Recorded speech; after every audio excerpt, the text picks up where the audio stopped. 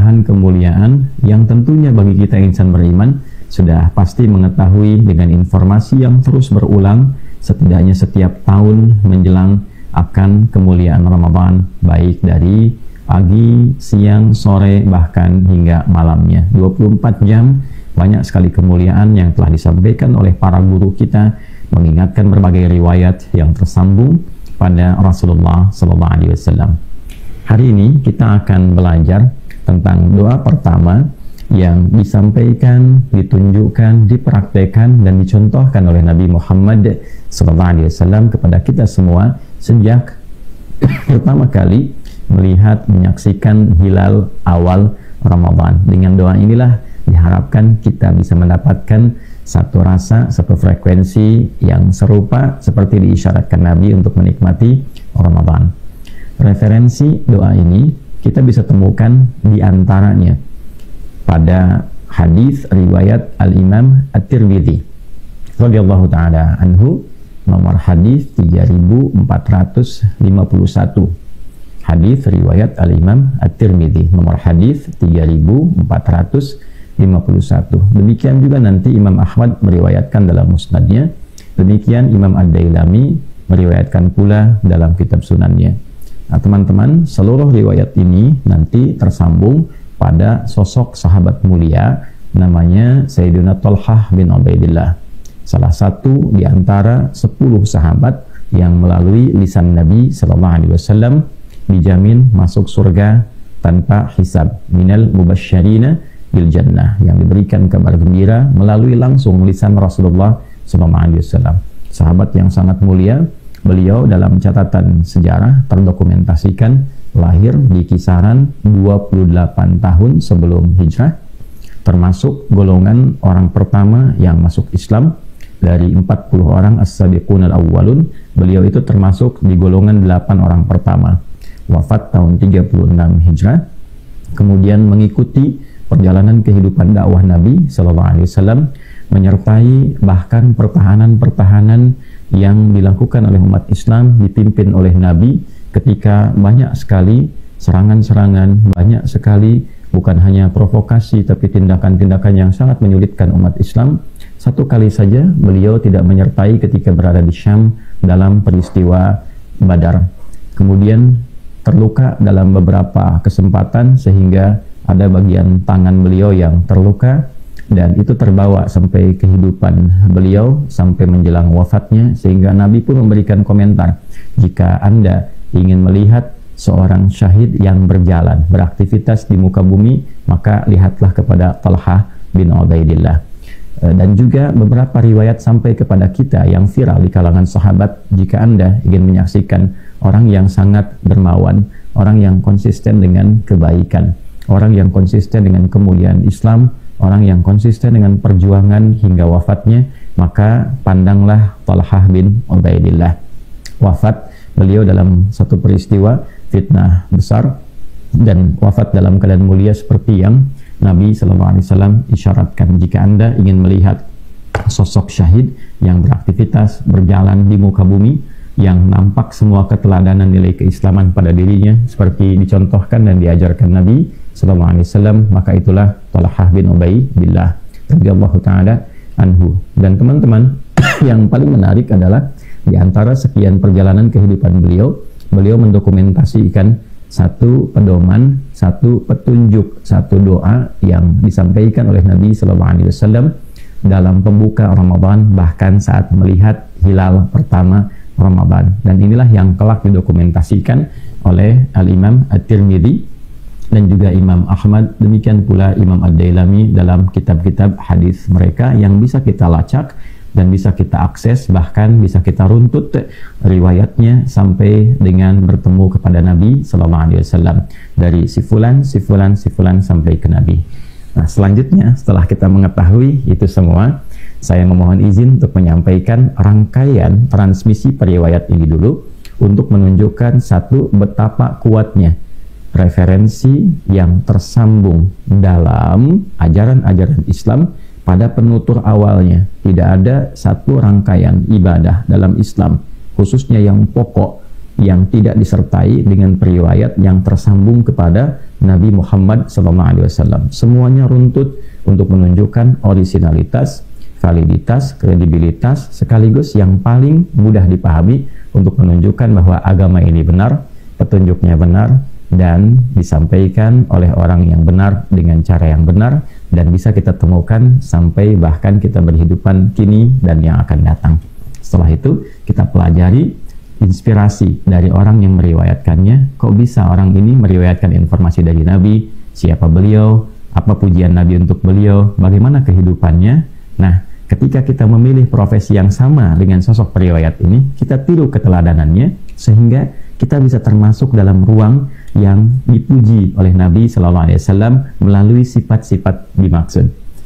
Baik teman-teman sekalian, kita masuki keterangan nabinya, dan ini biasakan oleh teman-teman yang saya coba contohkan untuk membawa mushaf juga, supaya nanti ketika kita membahas ada keterkaitan, ada korelasi, dan ada kemudahan ketersambungan kita untuk mengakses referensi-referensi yang mungkin bisa kita raih.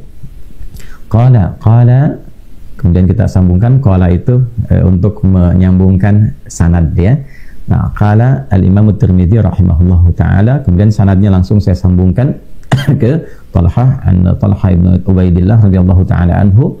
Qala, hadis riwayat sahabat Talha radhiyallahu taala anhu bin Ubaidillah, beliau menyampaikan annan nabiyya sallallahu alaihi wasallam, sungguh saya tegaskan dan tanamkan pada hatimu yang paling dalam bahwa Nabi sallallahu alaihi wasallam itu idza ra'a, ya, anna nabiyya sallallahu alaihi wasallam kana idza ra'al hilala, adalah kebiasaan beliau jika telah menyaksikan hilal pertama di bulan Ramadan, maka qala, beliau kemudian menunjukkan kepada kita, mencontohkan dengan doa. Apa doanya? Allahumma, ya Allah. Jadi Allahumma itu bentuk halus, bentuk tawadhu, bentuk merendah, bentuk permohonan yang tinggi. Asalnya dari kata ya Allah, kemudian disatukan. Jadi dua kata ya Allah, kalau disatukan itu menjadi Allahumma. Bentuk standarnya ya Allah. Jadi kalau ya Allah itu bisa digunakan dalam bentuk standar kehidupan untuk menunjukkan fitrah kita sebetulnya tersambung dengan Sang Pencipta, ya kan? Misal begini, ketika Anda keluar terus mendung, tiba-tiba di sana refleks mengatakan ya Allah mendung, ya kan? Nah, sebetulnya itu gambaran bahwa kita itu bertuhan. Itu gambarannya. Kita itu menghamba, kita itu punya fitrah kebertuhanan, ya kan? Bahkan ketika kita melihat sesuatu yang indah pun kita mengatakan ya Allah, ya kan? Orang-orang Arab itu suka refleks, walaupun dengar suara bagus dia katakan ya Allah, gitu kan? Nah, Allah gitu, itu menunjukkan sebetulnya dia bertuhan, ya. Jadi kalau terasa sesuatu yang kurang enakan keluar kalimat itu koreksi secara pribadi supaya kita menjadi lebih baik. Kalau kita menyaksikan satu kebaikan keluar kata itu menunjukkan bahwa dalam diri kita ada kemampuan untuk memuji Allah, untuk menghamba. Puncaknya adalah kenal Allah, ma'rifatullah. Nah, setelah kenal, kemudian kita ingin terkoneksi kepada Allah dengan cara yang baik, memohon segala kemuliaan, maka gabungkan kata ya dengan Allah itu menjadi Allahumma. Nah, kalau sudah menjadi Allahumma, ini bentuknya, ini bentuk ketawaduan, bentuk kerendahan diri kita, bentuk kehalusan, bentuk kehambaan. Jadi kalau berdoa menggunakan kata Allahumma, maka merendahlah kita, menghamba kita, dan tawadhu'lah dalam memohon. Itu maksudnya. Ya, mohon izin kalau saya agak panjangkan, karena boleh jadi keterangan ini tidak begitu banyak didapatkan. Beliau kemudian berkata, qala Allahumma ahillahu alaina. Ya Allah, mohon hadirkan awal Ramadan itu kepada kita semua, kepada kami ya Allah. Nah, ini menunjukkan kita memohon kepada Allah untuk kebaikan yang merata. Nah, ini petunjuk di dalam Islam, kalau berdoa itu diupayakan tidak untuk maslahat sendiri saja. Ya, kita berharap setiap orang bisa mendapatkan peluang kebaikannya. Karena itu seringkali kita dapatkan di dalam Al-Quran doa-doa yang diiringi dengan kata gantinya, dhamirnya menunjuk kepada banyak. Nah, itu kan, Rabbana atina fid dunya hasanah wa fil akhirati hasanah wa qina adzabannar. Nah, kita, ya Allah, mohon anugerahkan kepada kami.